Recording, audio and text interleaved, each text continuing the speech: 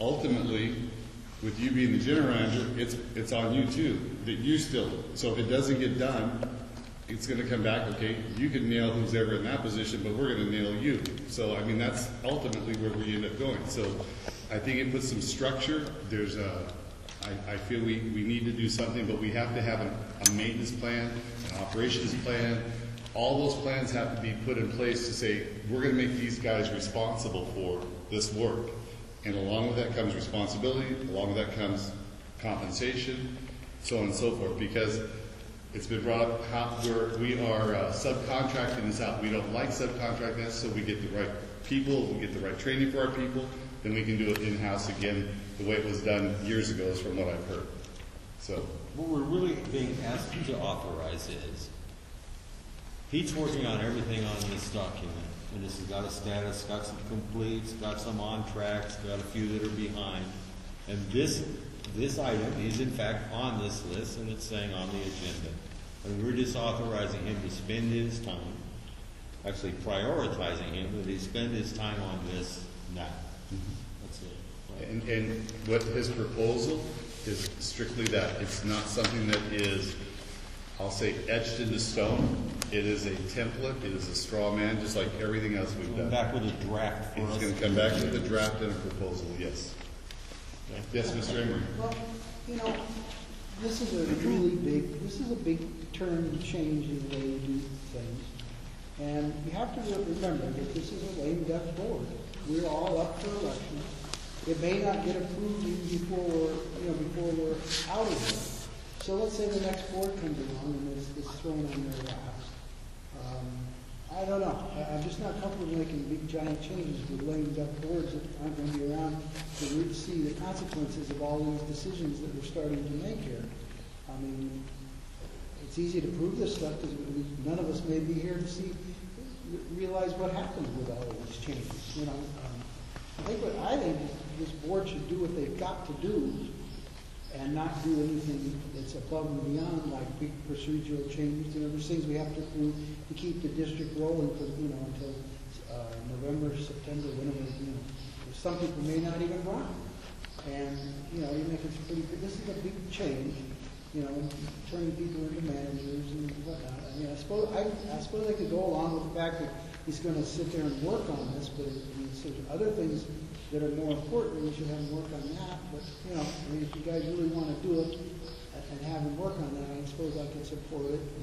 Reluctantly.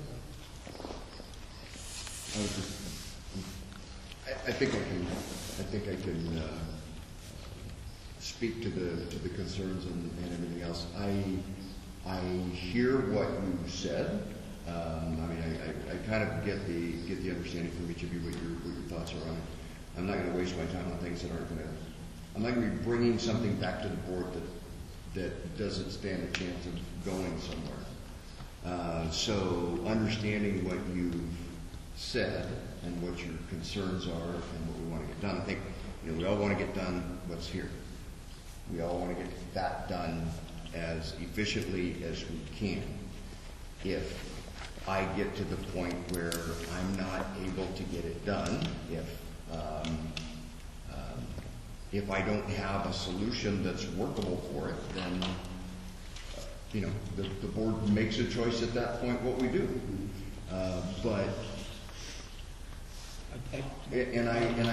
I know that when you talk about Emory, when we're writing, I don't think we're making a big change. I'm not hearing the discussion. I'm not looking to create new management positions.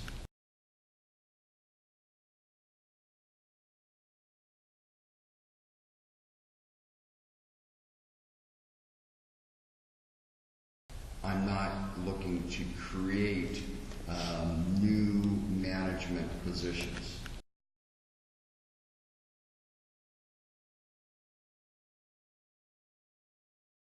I'm not looking to create new management positions.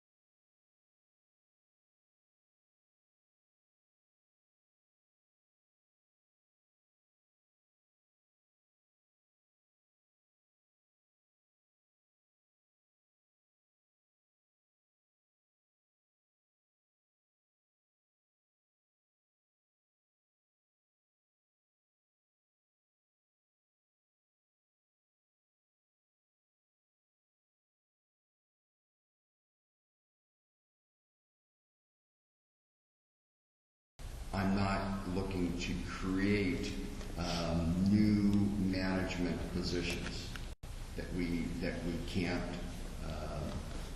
attain, or that transfer all the responsibilities away and all that. First thing I'm going to do is I'm going to define what the general manager's role and responsibility is in the district, so that that's very, very clear. I need to be able to articulate that. Okay, but that's aside from everything else. I think we're going to have to wait to see what the load is once we get all of these plans in place. Once we have these plans and what they're going to take to implement them, to monitor them, to report out and make sure we're on track. That, just like Danny said, we'll get there, we'll know what that load is, then we'll know, can that entire thing be placed on an existing staff? Are we willing to, if it can't, are we willing to take that risk a little bit? Do we need to staff up? Do we need to make changes? Do we need to, put the manager on a back? But whatever changes we need to make, I think we need to see this first. So my month prediction is gone, and let's get through the next couple months in the major plans through the capital improvement plan. Then I think we'll be able to piece it together again. This might have been a little bit preliminary, but it's just because I felt like I don't ever want to feel like I'm not getting these things done. I take these very, very, very seriously, and sometimes there are things that are out of my control because of because of things that I didn't put in place. That's all. I was looking to be able to affect a change in things that I didn't put in place. I guess my question is, are we going to be efficient? I mean, even though we don't do this, and I don't want to see this taken off a year.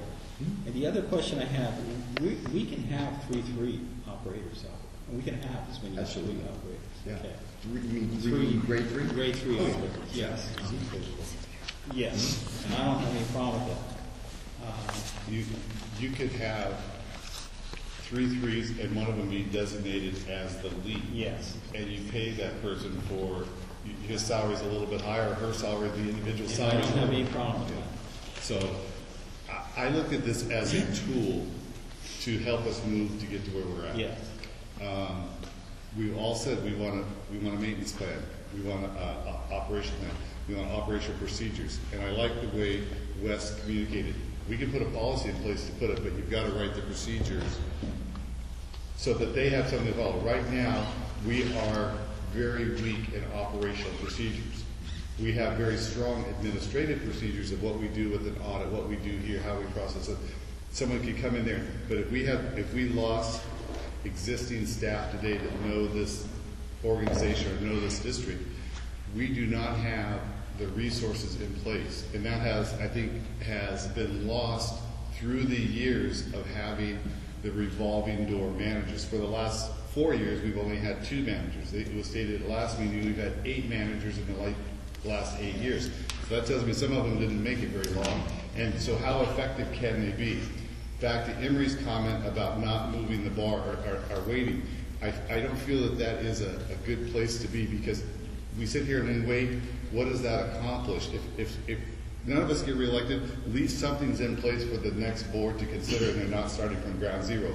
Just like, what if we waited for the maintenance plan? We wouldn't be sitting here today be able to discuss, we're going to have a maintenance plan that puts some structures and accountability and procedures. But I think Pete is right to start working on the general manager's responsibility. I mean, we can do that. He can do it collectively because they're all going to enter time. Right. And that's kind of my way of thinking. I think this is a great idea going forward. However, you have to define the job requirements first. Mm-hmm. That's the first step. The first step is figure out what I have to do. The second part, and it kind of goes backwards as it's listed here on the plan, then you talk about the job description.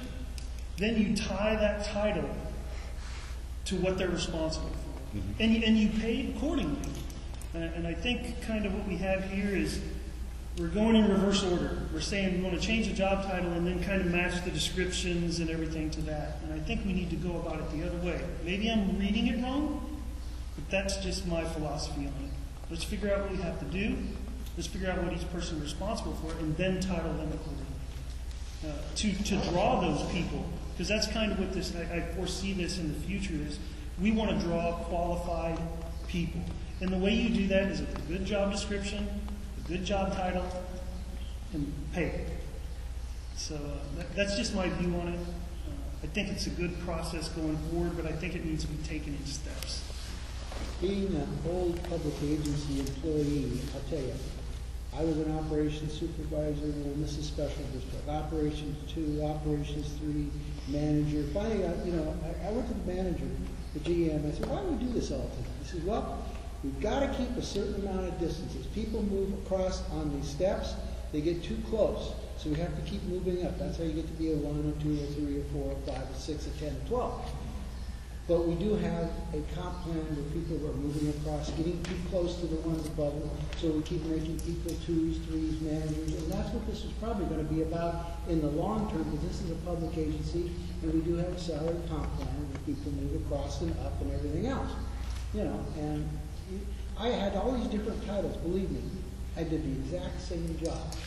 Well, For I don't know how many years, if I was a 1, 2, 3, or a manager. I did the exact job that I was always doing, Well, I can follow. It's probably what's going to happen here. Well, one of the things I hope it doesn't, because we have a salary plan and they get, I'll say, a cost of living adjustment, COLA, whatever you want to call it. I feel that merit raises is for somebody above and beyond. You don't arbitrarily get a merit raise just for showing up and tying your shoes. A merit raise is somebody that is stretching, shows leadership, motivation, so on and so forth.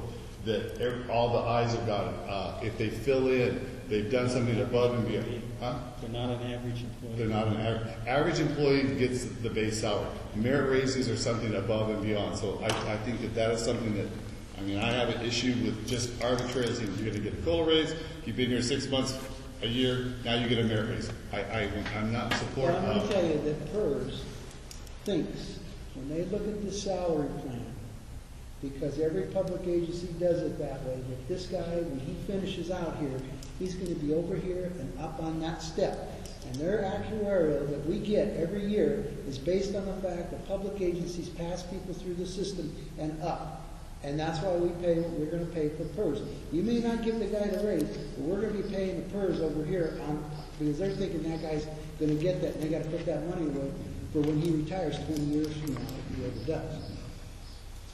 So, are we going to table this, or are we going? I made the I said motion. I'd go along with it if you guys want to do it. I made the motion. You have a motion. I do not have a second. Did I for like a second? I'll second it. Read your motion again for me, please. The motion is as written on item 5A, and all it is authorizing staff to move forward and prepare a general manager's role responsibilities as it relates and amended to the district's organizational charts. Basically, give us roles, but I've also stated very clearly that we've got to have a maintenance plan, so on and so forth in here before, and as Jim articulated, it has to align. You can't just